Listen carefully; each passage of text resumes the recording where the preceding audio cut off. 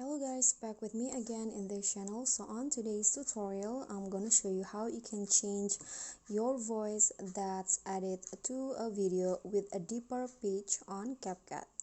So in here, I'm going to just add my voice into this edit by clicking on the audio and go to the record option. Then just click on the microphone icon, and here's how you can change your pitch in CapCut. Okay, after that you can just click on the check icon and click on the audio and go to the voice effect.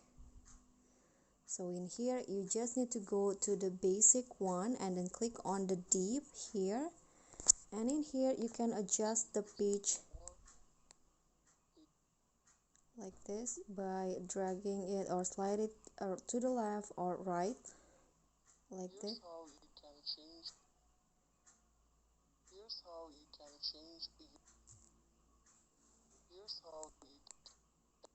change your pitch in CapCut. Just click on the check icon, and after that your